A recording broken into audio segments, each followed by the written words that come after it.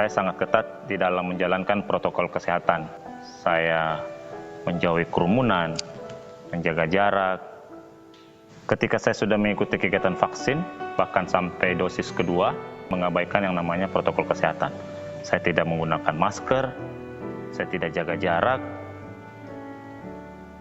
karena saya menganggap pada saat itu saya sudah mengikuti vaksin dan saya mempunyai kekebalan tubuh yang di dalam diri saya bersama teman-teman melakukan perjalanan keluar kota. Di dalam perjalanan itu kami di dalam kendaraan sangat tidak mengikuti, tidak mematuhi protokol kesehatan. Jadi kami dalam berkendaraan itu ada beberapa orang tidak menggunakan masker. Kami begitu dekat satu sama yang lain, istilahnya kami tidak jaga jarak. Dalam perjalanan itu saya menganggap mungkin salah satu dari kami itu ada yang sudah terpapar atau OTG. 3 hari berikutnya mulai saya merasakan ada gejala di dalam tubuh saya. Saya mulai merasa demam ringan dalam hal ini, kemudian sakit kepala mulai ada, dan saya merasa penciuman saya itu sudah hilang. Dan pada hari itu juga saya melakukan tes PCR. Sehari setelah dilakukan tes PCR, hasilnya juga sama, yaitu positif. Jadi ketika saya terkonfirmasi pada saat itu positif, ya saya betul-betul ada penyesalan yang saya rasakan ketika saya positif. Saya melakukan isolasi mandiri di rumah, karena saya pikir gejala saya tidak begitu berat, saya ingin isolasi di rumah saja. Dan ketika saya hari 8, saya mengikuti tes, hasilnya puji Tuhan sudah negatif. Ada beberapa teman di kantor, sama dia juga terpapar, tapi dia belum mengikuti vaksin, gejala yang dialami begitu berat. Hampir semua gejala COVID dialami. Dari pengalaman saya, bahwa kegiatan vaksin itu sangat penting. Ketika ada kesempatan, ambillah kesempatan itu, jangan sia-siakan. Namun tidak menutup kemungkinan, ketika kita tidak mentaati protokol kesehatan dengan baik, kita masih juga bisa terkena COVID-19 ini. Oleh karena itu, tetaplah patuhi protokol kesehatan dengan baik.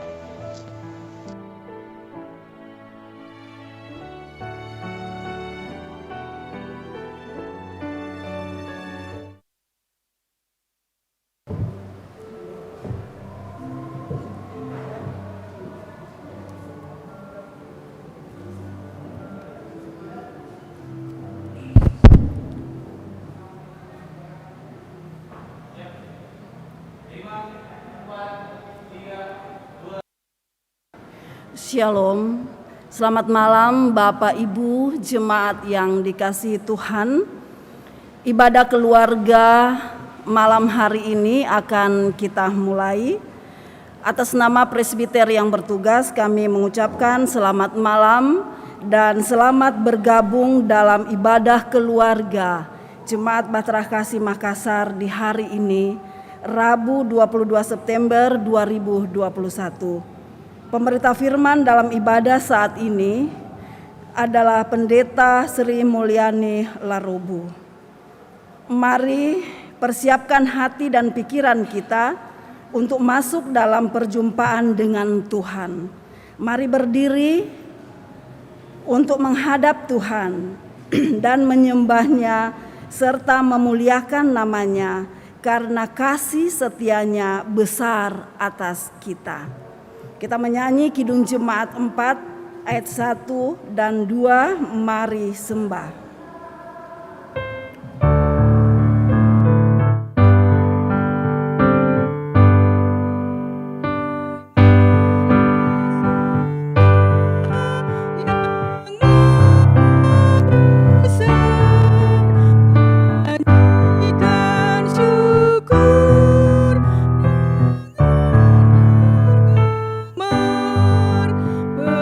Berisai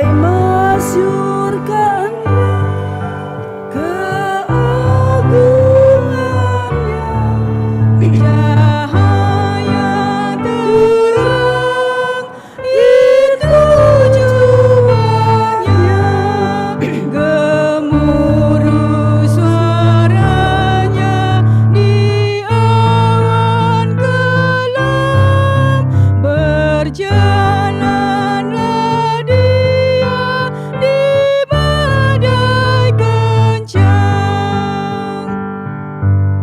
Mari kita berdoa. Ya Allah Bapa kami yang bertakhta dalam kerajaan surga, Bapa yang kami kenal dan sapa melalui anak-Mu Yesus Kristus, Tuhan dan Juru Selamat kami yang hidup. Saat ini kami selaku umat-Mu, baik yang bertugas saat ini maupun umat-Mu yang mengikuti ibadah ini dari rumah masing-masing, datang dan bersekutu memuji dan memuliakan nama-Mu melalui ibadah keluarga. Hadirlah di tengah-tengah persekutuan kami saat ini, dan berkenanlah atas pengabdian kami ini ya Tuhan, sehingga hanya nama-Mu yang semakin ditinggikan dalam kehidupan kami, keluarga kami dan persekutuan gereja yang Engkau berkati. Dalam nama Tuhan Yesus kami berdoa dan mengucap syukur kepada Bapa di sorga. Amin. Bapak Ibu dipersilakan duduk kembali.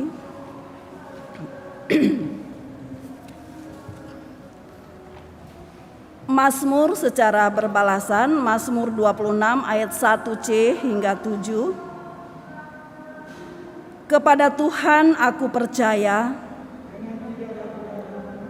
ujilah aku ya Tuhan dan cobalah aku. Sebab mataku tertuju pada kasih setiamu. Aku tidak duduk dengan penipu. Aku benci kepada perkumpulan orang yang berbuat jahat. Aku membasuh tanganku tanda tak bersalah, sambil memperdengarkan nyanyian syukur dengan nyaring.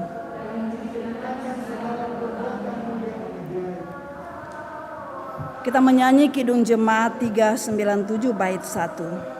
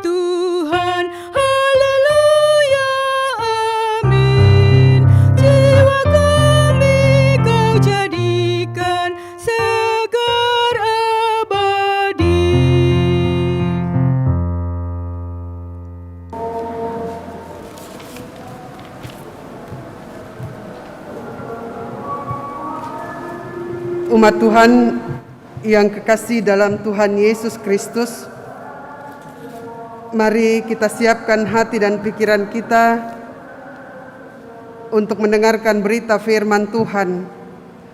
Tetapi sebelumnya mari kita satu di dalam doa. Mari kita berdoa. Tuhan Yesus, Gembala kami yang baik, inilah kami umat-Mu yang datang duduk bersama-sama dalam persekutuan dengan Engkau. Kami akan disapa melalui kebenaran firman Tuhan. Olehnya itu ya Bapa, tuntun kami dengan Roh Kudus-Mu,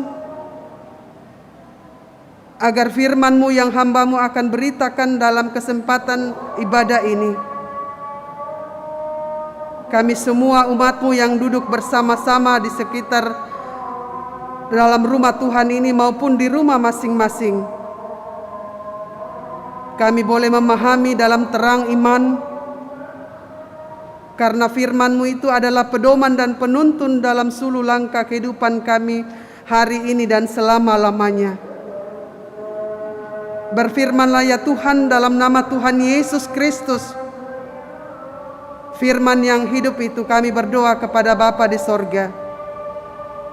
Amin. Jemaat Tuhan, mari kita berdiri untuk membaca firman Tuhan yang terambil dari kitab Kisah Para Rasul pasal 21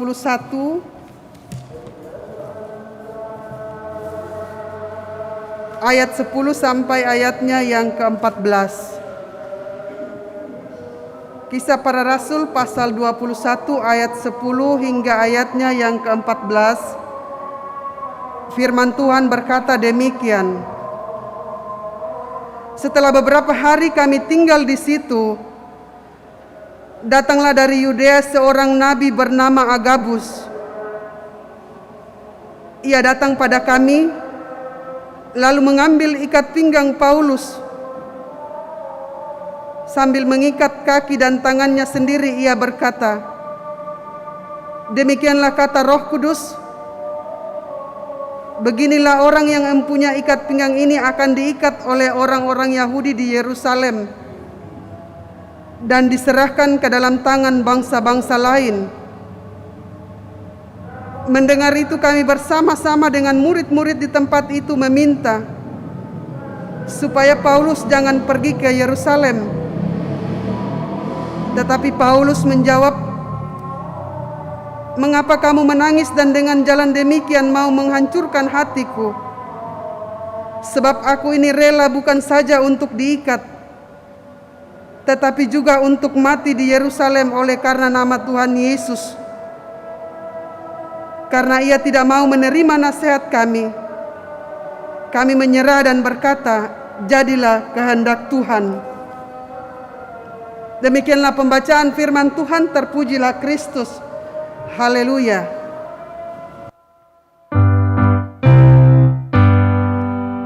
Haleluya, haleluya, haleluya. Jemaat disilakan duduk.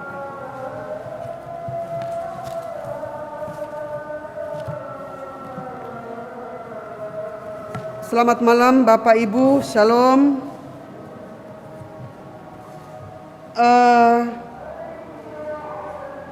Pembacaan kita pada minggu ini dari hari Minggu yang lalu, itulah juga terambil dari kitab Kisah Para Rasul. Ketika kita membaca kitab Kisah Para Rasul, di sana mau menceritakan kondisi para rasul, para murid-murid Yesus dalam rangka memberitakan karya keselamatan melalui pekerjaan pelayanan pemberitaan Injil yang tentunya tidak lepas dari kuasa Roh Kudus. Kisah Para Rasul juga menyoroti perluasan gereja melalui Paulus dan Petrus, tentunya juga dalam tuntunan Roh Kudus. Kalau kita membaca Kisah Para Rasul di awal-awal, memang kekristenan mula-mula itu bertumbuh secara meyakinkan. Tetapi semakin ke sini, semakin banyak tantangan, hambatan dan rintangan yang dihadapi oleh para rasul dan murid-murid Yesus dalam rangka mengabarkan karya keselamatan Allah melalui firman Tuhan. Secara khusus, tantangan yang terberat bagi para rasul pada waktu itu adalah dari orang-orang Saduki, orang-orang Yahudi. Namun dalam kondisi seperti ini, Paulus bersama-sama dengan rekan-rekan sepelayanannya, mereka tidak takut dan gentar. Mereka tidak mundur sekalipun. Kalau hari Minggu yang lalu kita melihat bagaimana Paulus berada di Tesalonika. Di sana juga mereka berjumpa dengan hambatan, tantangan, rintangan sebagai seorang para rasul yang memberitakan Injil keselamatan Tuhan. Memang bukan satu tempat saja tugas pemberitaan Injil mereka. Mereka berjalan menuju ke Berea, mereka berjalan menuju ke Athena, mereka berjalan menuju ke Antioquia, Efesus, Troas, dan seterusnya dan seterusnya. Dan sampai pada pembacaan kita malam hari ini, kita melihat bagaimana perjalanan Rasul Paulus ketika mereka berada dari kota Efesus di Asia Kecil. Ini mereka akan menuju ke Yerusalem, itu Palestina sekarang. Mereka menghadapi suatu keunikan. Mengapa saya mengatakan Paulus menghadapi suatu keunikan? Karena pada waktu atau dalam konteks pembacaan ini, mereka justru dirintangi oleh umat Tuhan di Palestina. Ayat 4 dan 12. Coba kita perhatikan Bapak Ibu dalam pembacaan ini. Tidak usah saya baca, tetapi kita perhatikan saja ayat 14, ayat 4 dan 12. Di sana mereka mau mengajak atau menghambat, memberitahukan kepada Paulus supaya jangan dia meneruskan perjalanannya ke Yerusalem. Karena ketika nanti Paulus berada di Yerusalem, dia akan berhadapan dengan orang-orang Yahudi. Ya, memang tidak mudah. Memang tidak gampang menjadi seorang pelayan atau hamba Tuhan. Apalagi dalam kondisi konteks Paulus dan rekan-rekan sepelayanannya. Setiap daerah, setiap tempat yang mereka jumpai, itu berbeda kondisi atau tantangan yang mereka hadapi. Jadi semua tidak sama. Tetapi Paulus bukan tipe orang yang cepat patah arang, cepat mundur. Tetapi dia begitu bersemangat dan menggebu-gebu. Baginya resiko apapun itu jangan menjadi penghalang untuk melakukan pemberitaan Injil Yesus Kristus. Mari Bapak Ibu kita perhatikan ayat 10. Di sana disebutkan ada yang bernama Agabus. Nubuatan Nabi Agabus dari Yudea tentang Paulus memang sangat memprihatinkan sekali. Karena pada waktu itu para pengikut Yesus di Kaisaria menangis meminta Paulus, Paulus sudah, tidak usah melanjutkan perjalanan. Cukup sampai di sini, tidak usah terus ke Yerusalem. Karena mereka sudah diberitahukan oleh Roh bahwa nantinya Paulus akan berhadapan dengan orang-orang Yahudi di sana. Lalu ayat 13, kita perhatikan bagian B. Paulus langsung menjawab orang-orang yang menghalangi dia. Aku ini rela bukan saja untuk diikat, tetapi juga untuk mati di Yerusalem oleh karena nama Tuhan Yesus. Ayat 13 bagian B. Dia rela mati. Konsekuensi apapun dia harus tanggung. Itu tantangan terberat bagi Paulus. Tetapi Paulus tidak bilang, jangan beda. Sampai di sini saja pemberitaan Injil saya. Nanti saya di sana mati sia-sia. Tetapi dengan tegas Paulus mengatakan, saya rela diikat sekalipun, sampai mati sekalipun di Yerusalem. Semua dia lakukan untuk nama Tuhan. Akhirnya orang-orang yang berusaha menghalangi perjalanan pemberitaan Injil sampai menyerah juga. Apa yang mereka katakan? Ayat terakhir dalam pembacaan ini, coba Bapak Ibu jemaat Tuhan perhatikan. Jadilah kehendak Tuhan. Ini berupa pernyataan pasrah. Pasrah dengan nasihat, bujukan kepada Paulus. Keras kepala juga ini Paulus ya. Sudah dilarang, di sana dia akan mati sia-sia, tetapi dia masih nekat ngotot untuk berjalan ke Yerusalem. Jadilah kehendak Tuhan. Itu pernyataan luar biasa. Kadang-kadang kita juga berkata, mungkin pernah kita berkata, jadilah menurut kehendak Tuhan. Ini yang diucapkan oleh orang-orang yang ada di sekitar Paulus. Kalau mau berbicara tentang pendirian Paulus dalam konteks pembacaan ini, jemaat Tuhan yang kekasih, mungkin pernah kita mendengar cerita tentang Uskup Siprianus dari Kartago, sekarang disebut Tunisia atau Afrika. Pada waktu itu Kaisar Roma melarang Uskup Siprianus untuk memberitakan nama Yesus, dan dia mengajak supaya dia mengutuk Tuhannya. Tetapi Uskup Siprianus mengatakan, Yesus tidak pernah berbuat jahat kepada saya. Kenapa saya harus berbuat jahat mengkhianati dia? Justru Yesus yang telah rela disalib demi untuk menyelamatkan hidup saya. Itu kata Uskup Siprianus. Sampai pada akhirnya Bapak Ibu, cerita ini mungkin pernah kita baca, pernah kita dengar. Akhirnya Uskup Siprianus ini dipenggal kepalanya dan dia mati karena tugas memberitakan Injil. Lalu pertanyaannya, bagaimana dengan kehidupan kita? Bagaimana dengan pelayanan, tugas panggilan pelayanan Bapak, Ibu, Saudara dan saya? Ini menarik cerita ini. Kita sudah mengatakan iya dengan segenap hatiku.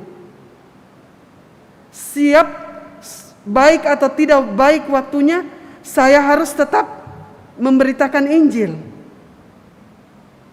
Tetapi kadang-kadang dalam situasi gentir sekalipun, kadang-kadang kita bilang, saya takut. Saya takut melayani Tuhan karena COVID. Pandemi masih merajalela. Ini tantangan. Sengaja saya mengambil contoh ini karena kita melihat dalam konteks pembacaan ini bagaimana Paulus dengan gigih memberitakan Injil. Tantangan kita tidak seberapa dengan Paulus dan rekan-rekannya. Tantangan dalam pelayanan kita masih kecil. Memang awal-awal kita parno dengan COVID ini. Siapa yang tidak parno dengan COVID? Semua orang takut. Mungkin ada yang tidak mau melayani Tuhan karena COVID. Saya mau tanya dulu Bapak Ibu yang ada dalam ruangan ini. Apakah kita masih setia melayani Tuhan dengan adanya pandemi ini? Ingat janjimu, ya, dengan segenap hatiku. Kalau ada majelis yang tidak mau melayani Tuhan karena pandemi, ya urusannya dengan Tuhan. Saya tidak mengatakan Anda salah, tetapi janjimu di hadapan Tuhan. Betul toh Bapak Ibu? Baik atau tidak baik waktunya. Terus terang Bapak Ibu, ini kesaksian saya. Ya mungkin baru kali ini Bapak Ibu dengar, saya juga pernah kena COVID-19. Itu awal-awal bulan 7. Hari Rabu seperti demikian. Saya akan memimpin ibadah sektor seperti malam hari ini. Saya istirahat, saya bangun sore, saya demam dan menggigil. Tidak mungkin saya mau menelpon Pak Pendeta atau Ibu Pendeta, jamnya sudah mepet. Pak Pendeta tolong gantikan saya. Tapi ini masih mereka-reka saja, mungkin saya kena COVID karena saya demam. Tapi saya bilang sama Tuhan, Tuhan saya mau melayani Engkau. Jauhkan dari semuanya. Ia tetap berjalan karena memang tugas panggilan hati, panggilan mulia. Hari berikutnya, lalu pergi tes, dan memang hasilnya positif. Dari situ mulai tidak ada rasa. Makanan sekalipun tidak ada rasa. Bau sekalipun tidak ada rasa. Dan saya sudah tahu bahwa ini adalah saya kena COVID. Ya memang semua orang tidak mau. Tetapi kalau hal itu terjadi dalam diri kita, ya kita hanya berdoa berserah kepada Tuhan. Yang penting semangat kita untuk bekerja dan melayani Tuhan jangan surut sekalipun dengan pandemi ini. Ada kesaksian yang lain dalam cerita-cerita yang mungkin pernah Bapak Ibu pernah dengar. Ada seorang penginjil JR di Indonesia. Ia begitu menggebu-gebu memberitakan Injil Yesus. Dia membandingkan Alkitab dengan Al-Quran. Lalu itu membuat keresahan bagi umat Muslim. Dan pada akhirnya dia ditangkap. Dan dia menghadapi dakwaan berat. Tetapi ternyata ketika dia berhadapan dengan situasi yang tidak ia harapkan, dia berubah 180 derajat. Dia justru menyangkal Yesus dan dia mengatakan bahwa pemberitaan Injil Yesus yang selama ini dia beritakan adalah suatu kebohongan. Jadi dia cari zona nyaman. Akhirnya penginjil JR ini pindah ke satu gereja, ke gereja lain, denominasi gereja. Dia mencari kebenaran, dia mencari ketenangan, tetapi dia tidak dapatkan. Karena apa? Karena Kristus yang telah memberikan dia tugas tanggung jawab, pekerjaan dan pelayanan, dia sangkal. Jadi jangan sekali-kali terucap dalam benak kita bahwa dalam gereja ini tidak ada Roh Kudus. Dalam gereja yang sana lagi tidak ada kebenaran. Kalau hal itu sudah terungkap dalam diri kita, berarti kita menyaksikan, meragukan kebenaran dari Tuhan. Itu sebetulnya kembali dari kita. Bagaimana kita mengimani Yesus sebagai juru selamat yang selalu menuntun kita, memberkati kita, memampukan kita dalam tugas panggilan, pekerjaan, dan pelayanan. Oleh karena itu Bapak Ibu jemaat Tuhan yang kekasih dalam Tuhan Yesus Kristus, di era milenial ini memang gereja perlu memahami kembali cara dan makna pemberitaan Injil. Gereja tidak memerlukan cara-cara pelayanan yang berkonfrontasi dengan pekerjaan orang lain. Kesaksian bukan menimbulkan keributan dan persoalan sara, tetapi bagaimana kita menumbuhkan iman jemaat. Gereja memerlukan hamba dan pelayan Tuhan yang begitu setia membangun pertumbuhan iman jemaat. Ini kita bersyukur ya. Ini sudah dibuka luring dalam gereja untuk ibadah. Maksimal 50 orang.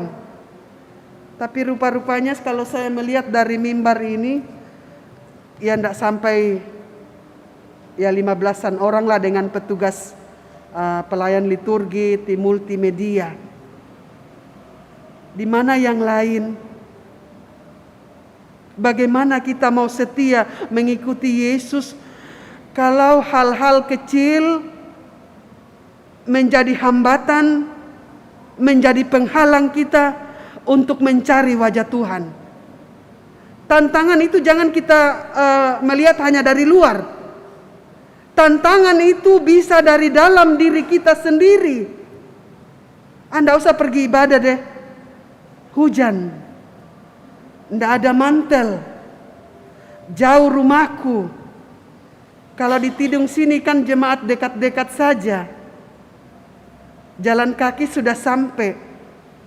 Saya ingat khotbahnya Pak Pendeta Roberto minggu lalu. Ini Pak Pendeta Roberto juga singgung. Kalau Pak Pendeta lihat malam hari ini secara daring, itu Pak Pendeta ungkit masalah ini. Kita sudah beribadah, sudah dibuka. Jemaat Tuhan, kenapa terlalu sulit untuk melangkahkan kaki untuk mencari Tuhan? Dulu kita bilang begini, aduh kapan ya gereja dibuka? Saya so rindu untuk bersekutu dengan Tuhan. Pasti semua kita rindu. Tetapi ketika gereja dibuka, diberikan kesempatan untuk maksimal 50 orang. Yang duduk di dalam gereja ini hanya berapa orang? Apa yang menjadi penghalang kita? Yesus telah rela menebus kita. Bagaimana respon umat Tuhan? Kita mengucap syukur, kita beribadah, kita bersekutu dengan Tuhan. Itu tantangan dari dalam. Begitu ya Bapak Ibu? Jangan kita bicara saja dalam konteks pembacaan ini, tantangan dari luar. Penolakan untuk pembangunan gedung gereja, itu tantangan dari luar. Kalau Bapak Ibu menyaksikan berita pada beberapa hari yang lalu, ada gereja Tuhan yang beribadah di ruko. Saya tidak perhatikan lagi di daerah mana itu. Tiba-tiba penduduk di sana memprotes. Mereka berusaha supaya jangan lagi beribadah di ruko. Ini tantangan. Karena memang sulit bagi jemaat Tuhan, umat Tuhan untuk beribadah atau membangun rumah Tuhan.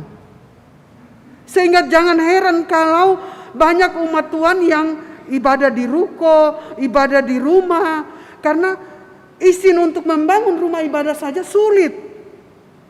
Itu tantangan dari luar. Belum seberapa. Dibanding dengan konteks pembacaan kita malam hari ini. Tantangan para rasul, para murid dari daerah satu ke daerah yang lain begitu berat. Tetapi Paulus tidak takut dan gentar. Oleh karena itu jemaat Tuhan yang kekasih, untuk menguatkan firman Tuhan ini supaya jemaat Tuhan boleh memahami kehadiran kita sebagai anak-anak Tuhan, sebagai hamba-hamba Tuhan, sebagai pelayan-pelayan Tuhan. Kita baca dalam 2 Timotius pasal 3 ayat 12. Di sana mengatakan, memang setiap orang yang mau hidup beribadah di dalam Kristus Yesus akan menderita aniaya. 2 Timotius pasal 3 ayat 12, saya ulang. Memang setiap orang yang mau hidup beribadah di dalam Kristus Yesus, mereka akan menerima aniaya. Itu sudah disuratkan, itu sudah dituliskan. Jadi tidak usah kita takut dan gentar kalau kita menghadapi tantangan-tantangan di era milenial ini. Yang kedua, ada ajakan dari Bunda Teresia. Ini sangat menarik buat Bapak Ibu, Saudara dan saya. Mengakhiri renungan ini, saya mengutip perkataan Bunda Teresia untuk kita renungkan. Sekalipun perbuatan baikmu tidak diterima ataupun dilupakan orang, teruslah berbuat baik. Kita melakukannya karena Kristus telah berbuat bagi kita. Supaya kita paham, kita mengerti apa makna perkataan Bunda Teresia ini. Sekalipun perbuatanmu baikmu tidak diterima atau dilupakan orang, teruslah berbuat baik. Kita melakukannya karena Kristus sudah terlebih dahulu berbuat baik bagi saya, Bapak Ibu, Saudara sekalian. Terpujilah nama Tuhan. Amin.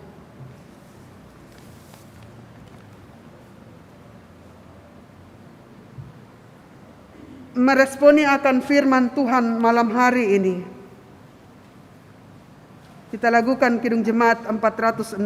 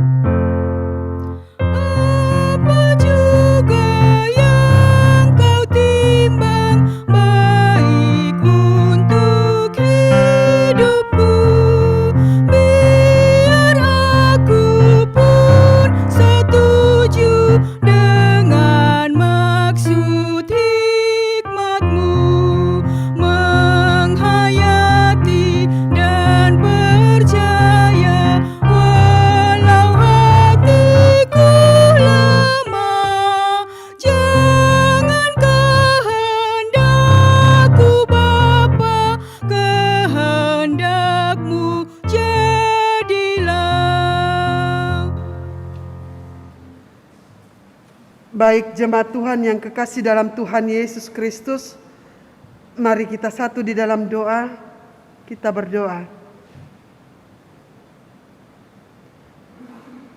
Allah Bapa kami yang bertahta dalam kerajaan sorga,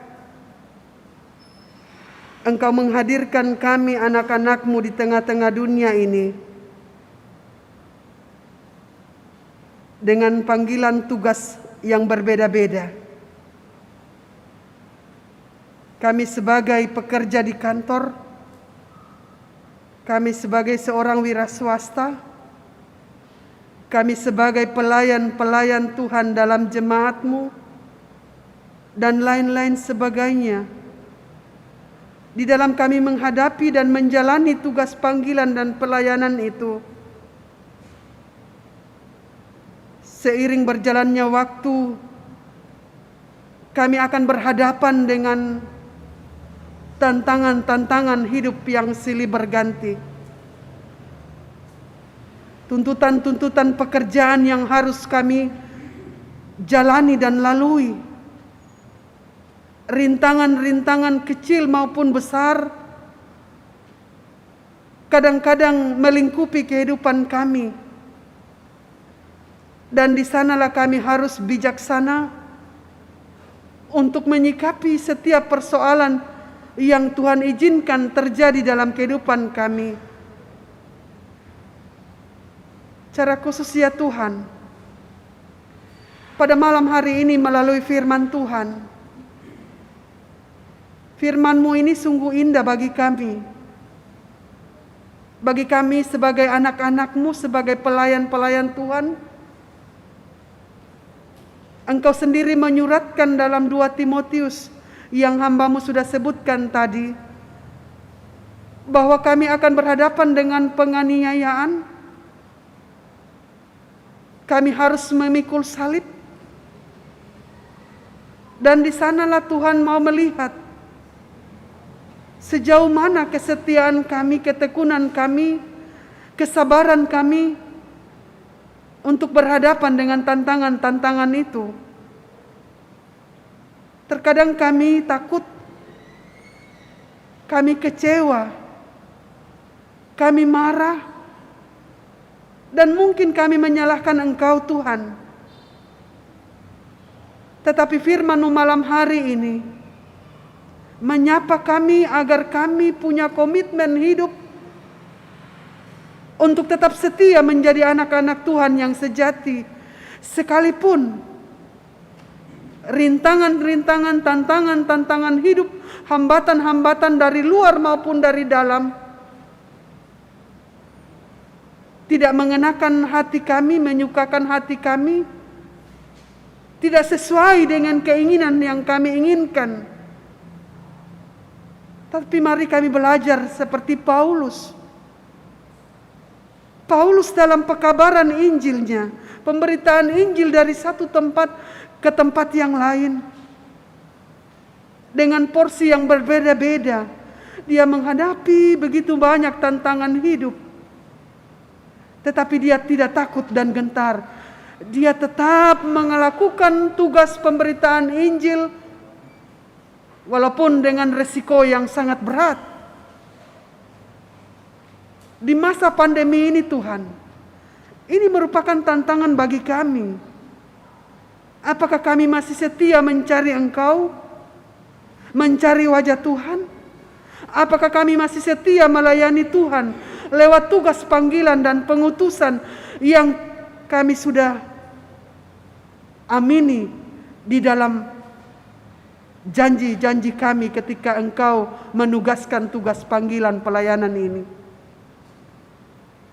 Mampukan kami semua Tuhan, baik kami sebagai jemaat, baik kami selaku pelayan-pelayan dalam jemaat-Mu, untuk tetap setia dalam situasi dan kondisi apapun, suka atau tidak suka, kami tetap berjalan bersama Engkau, melewati semuanya itu. Dan di balik semua itu ada hikmah kami peroleh, pelajaran yang sangat berarti di dalam kehidupan kami. Karena lewat pengalaman-pengalaman itulah yang membuat kami semakin dewasa di dalam segala hal untuk menyikapi setiap persoalan-persoalan hidup yang Tuhan izinkan untuk kami lalui, kami jalani, supaya kami tetap teguh di dalam Tuhan. Tuhan Yesus, Gembala kami yang baik, memberkati jemaat-Mu Tuhan, pribadi, keluarga masing-masing kami. Tuhan melihat dan mengenal apa yang menjadi rutinitas kami, suami, istri. Tuhan tetap menuntun kami dengan segala profesi kami masing-masing. Kami sebagai seorang pegawai wira swasta, Tuhan memberkati segala usaha dan pekerjaan kami. Kehidupan anak-anak kami Tuhan, kami serahkan ke dalam tangan kasih-Mu. Dalam pertumbuhan iman mereka, dalam pendidikan mereka secara daring, dalam usaha mereka mencari pekerjaan, mencari pasangan hidup, Tuhan kiranya memberkati masa depan anak-anak kami ini. Kami serahkan di dalam tangan kasih Tuhan. Tuhan akan siapkan yang terbaik bagi anak cucu kami. Ketika saat ini Tuhan, jemaat-Mu terbaring sakit, mereka yang dirawat di rumah maupun di rumah sakit, Tuhan hadir melewati mereka. Berikan kesembuhan dan pemulihan daripada-Mu.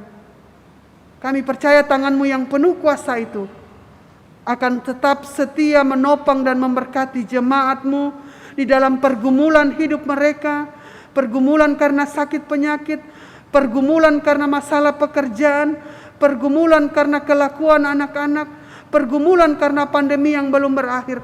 Tuhan adalah satu-satunya penolong kami yang setia, memberikan kami kelegaan, kelepasan, sehingga kami tidak lari dari kenyataan hidup, tetapi kami tetap menyandarkan hidup kami hanya kepada Tuhan. Ya Tuhan Allah Bapa kami, hamba-Mu mendoakan dan menyerahkan semua yang berkaitan dengan pelayanan dalam jemaat kami di tempat ini. Tuhan juga memberkati. Berkati semua para hamba-hamba-Mu dalam jemaat ini, bapak-bapak dan ibu-ibu pendeta yang melayani, pekerja harian majelis jemaat, penatua dan diaken dari sektor 1 sampai 12, pengurus-pengurus pelkat yang ada, pegawai kantor gereja, kostor, security, cleaning service. Tuhan memberkati kami semua.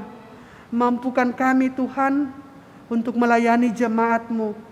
Kami tetap bergandengan tangan setia sampai pada waktunya dalam tugas panggilan pelayanan kami.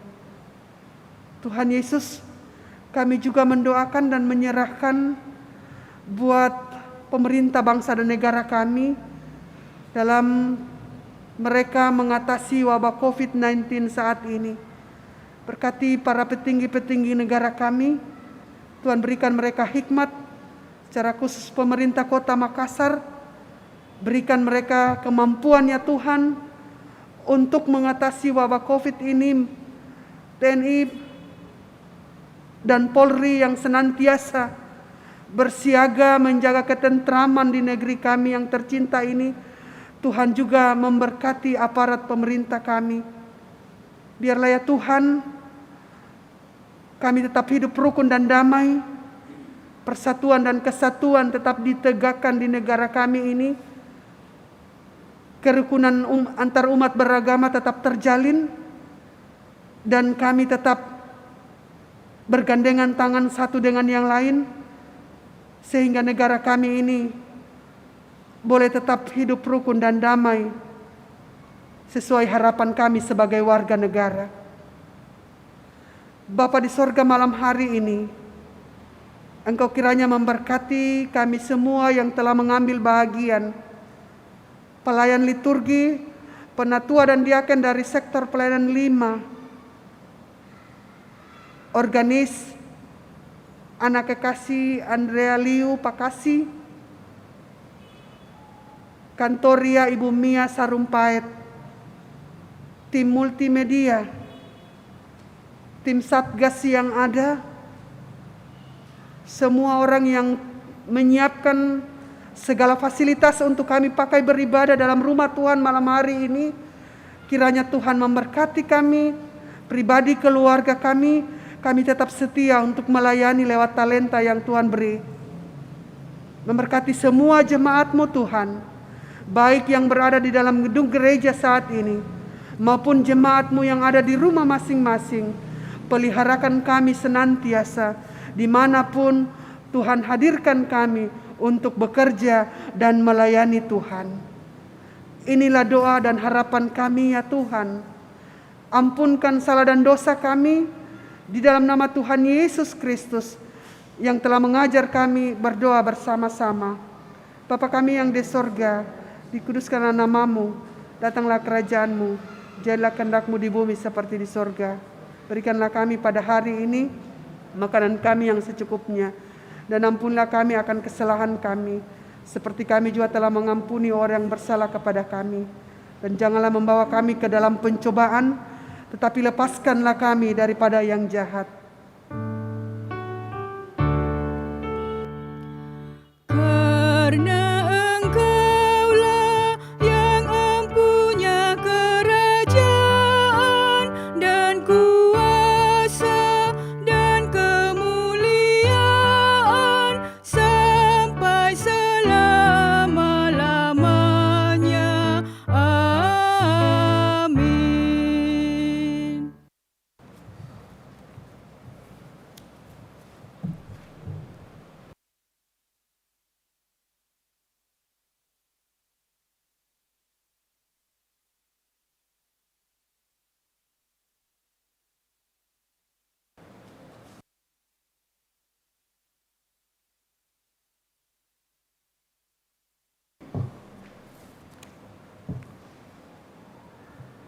Jemaat kekasih Tuhan, kita akan masuk dalam pengucapan syukur.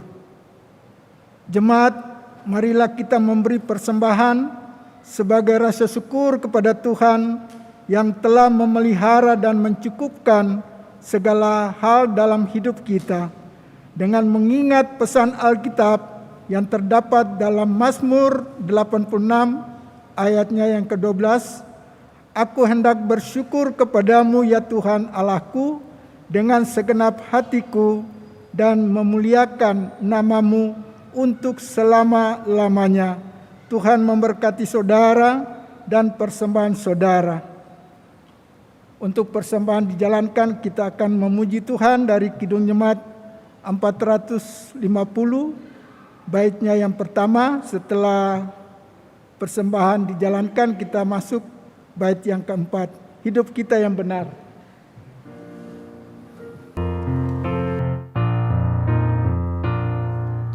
Hidup kita yang benar haruslah mengucap syukur, dalam Kristus bergemar, janganlah takabur, dalam susah pun senang, dalam segala hal aku bermazmur dan ucap syukur, itu kehendaknya.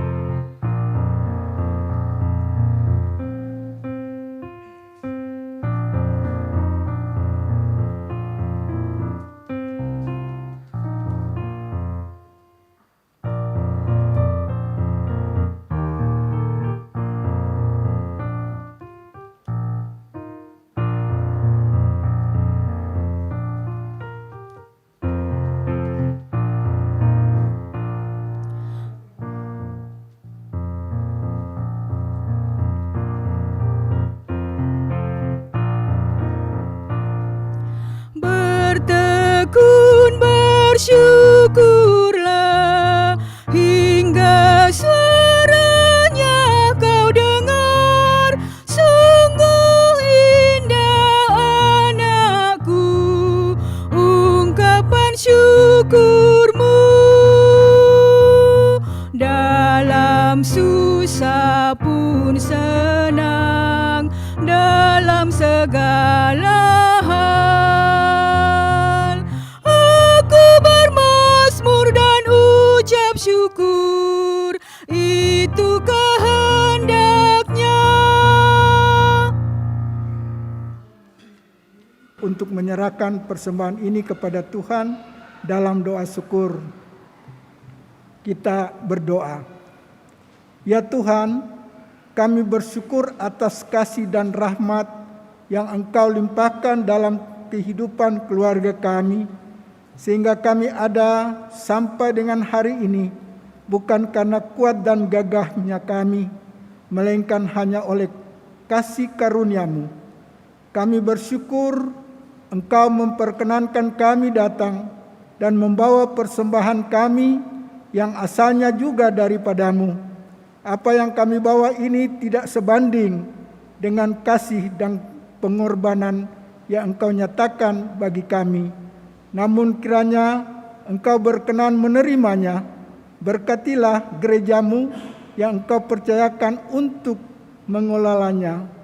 Doa kami, hikmat dan Roh Kudus-Mu menaungi setiap pelayanan yang dipercayakan untuk mengelolanya, sehingga dapat berguna bagi pelayanan kasih dan keadilan-Mu di tengah-tengah gereja-Mu dan dunia ini.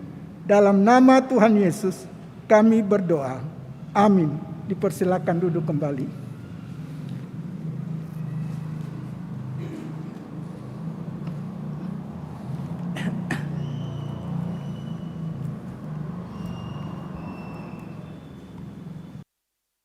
Kekasih Tuhan, kita akan masuk dalam Warta Jemaat Rabu tanggal 22 September 2021. Mohon perhatian seluruh jemaat untuk Warta Jemaat yang mengingatkan akan panggilan, pengutusan, dan pelayanan gereja. Yang pertama, bidang teologi. Majelis Jemaat GPIB Jemaat Bahtera Kasih mengucapkan terima kasih kepada pelayan firman Pendeta Sri Mulyani Larobu, pelayan liturgi, diaken, dan penatua sektor pelayanan 5, organis Saudara Andrea Liau, pemandu lagu Ibu Mia Sarumpait, produksi siaran tim multimedia, Satuan Tugas Taktis Adaptasi Kebiasaan Baru Satgas AKB, atas pelayanannya pada hari ini dan jam ini. Tuhan memberkati. Ibadah keluarga via online.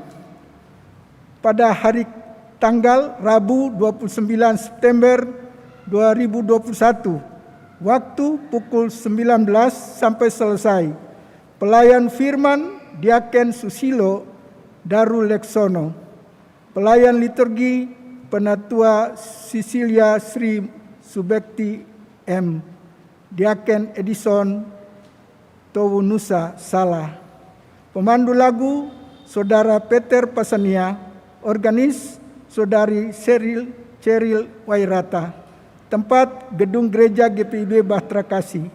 Mohon perhatian dan kehadiran jemaat secara daring pada ibadat tersebut.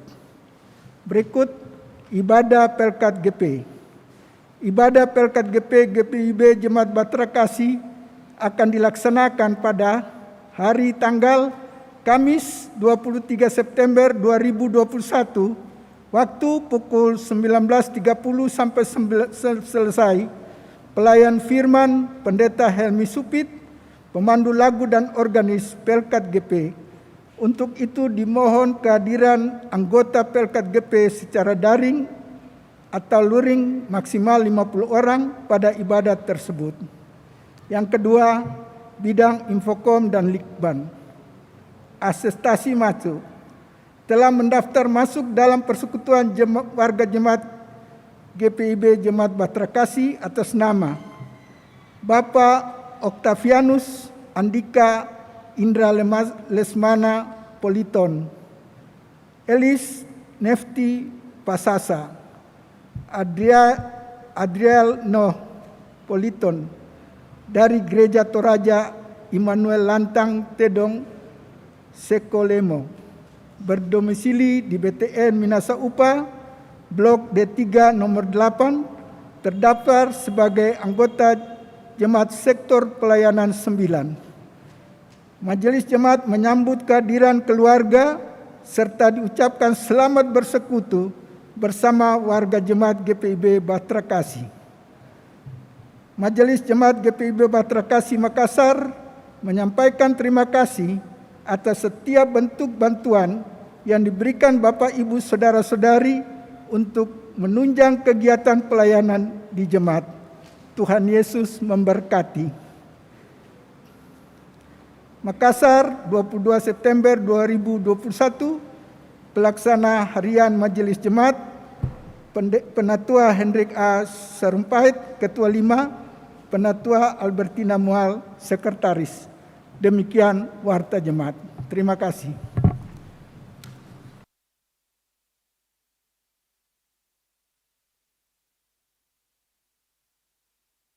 Kita lanjutkan ibadah ini jemaat Tuhan. Mari kita berdiri untuk mendengarkan amanat pengutusan. Hiduplah dalam damai sejahtera Tuhan. Lakukanlah firman-Nya yang sudah kamu dengar. Bagikanlah damai dan kasih Tuhan yang telah engkau terima dalam keluarga, jemaat dan bagi sesama. Yakinlah akan kasih Allah yang terus menuntun dan menguatkanmu. Kita lakukan Kidung Jemaat 402.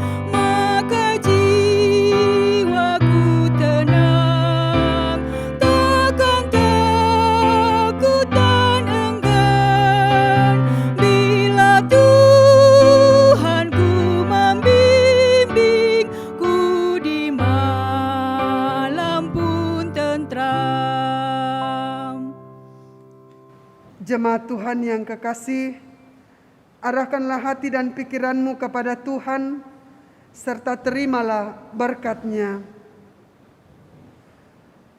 Semoga Allah sumber pengharapan memenuhi kamu dengan segala sukacita dan damai sejahtera dan dalam iman kamu, supaya oleh kekuatan Roh Kudus kamu berlimpah-limpah dalam pengharapan, kini, selalu, dan sepanjang masa.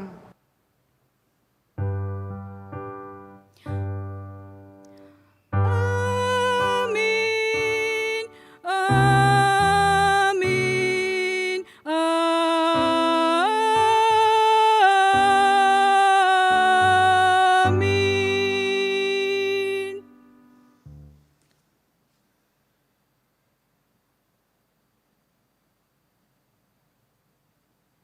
Demikian ibadah keluarga telah berakhir. Silakan duduk Bapak Ibu. Selamat malam. Tuhan memberkati kita semua.